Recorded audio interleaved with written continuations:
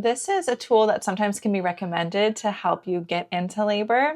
And it's a tool that is, I find, better used at the end of labor because there are some risks that come with breaking your water. So it's nice if you can wait to break your water until later, or your water just breaks spontaneously, or your baby's born in the water.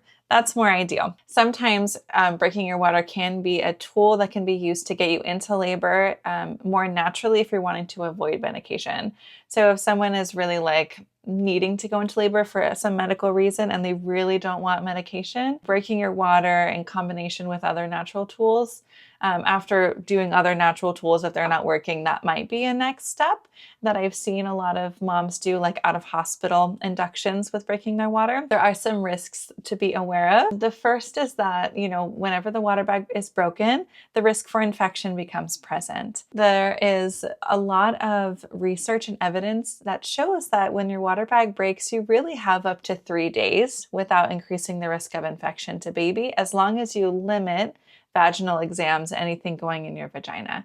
If you're doing a lot of vaginal exams during that time, the risk of infection after 5 exams will really skyrocket. So limiting to 5 or just really trying to avoid them is ideal. And it does mean that, even though you do have up to 3 days, it doesn't mean that the hospital is going to be down with chilling for a few days. They might be a little more stressed about it. The policies in hospitals around your water breaking typically are a little bit smaller.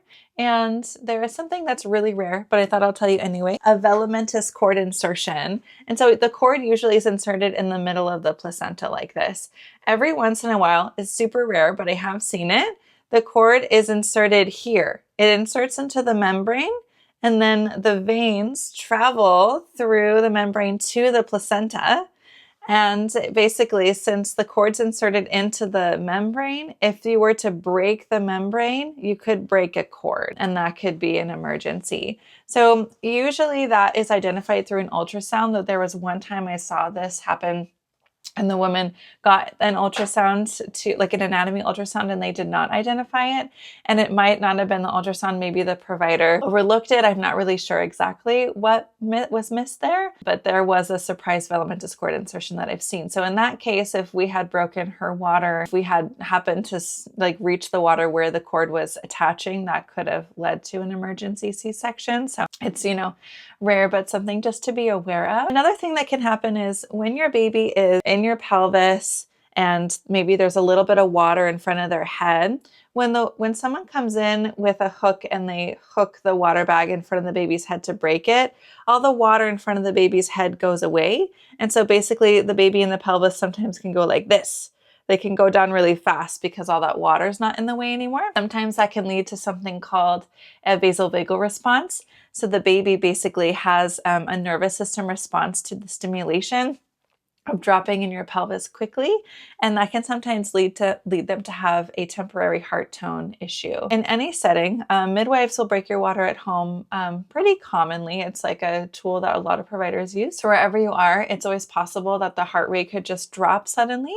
If that were to happen, usually just getting in your hands and knees is going to resolve it. Another thing that could happen is that your provider is trained to identify first before they break water, but it's just good for you to be aware that it's a risk, is if the cord is in front of the baby's head. If the cord happens to be in front of the baby's head, which is so rare, it's called a prolapsed cord. Usually the provider will put their finger in and they'll feel the head first to make sure there's no cord. And if they feel a cord, they're not going to break your water. But on the off chance that doesn't happen, or a cord happens to be nearby and it slips in front of the head while the head descends down, what happens then is the baby's compressing in the pelvis on the cord, and that can sometimes compress the cord and lead to an emergency.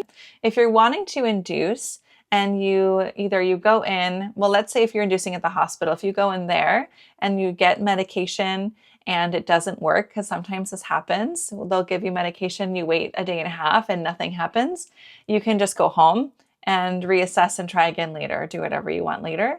if you get your water broken, then the baby needs to come out within a certain amount of days. So it limits you in the options that you have. So it does mean like, you know, once the water's broken, like baby does need to come. So it's just important to know that when you do that, there's no going back. It's a tool that is thrown around often and casually used, but I don't think it's a casual tool. It's a tool that should be used with a lot of consideration beforehand.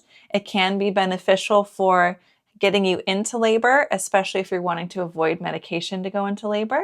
And it can be beneficial sometimes at the end of labor if you have a really thick water bag with a lot of water and the baby is having a hard time doing that final internal rotation through the pelvis, where they come in the pelvis this way and then they turn at the end of labor and then they come out and they're born this way. And sometimes they come down here and they're trying to make that turn, but the water bag is just like so full of water and the baby's trying to turn. And sometimes it can kind of get in the way a little bit. Breaking it can sometimes help the baby to finish the rotation and come out, and can potentially make the second stage of labor faster.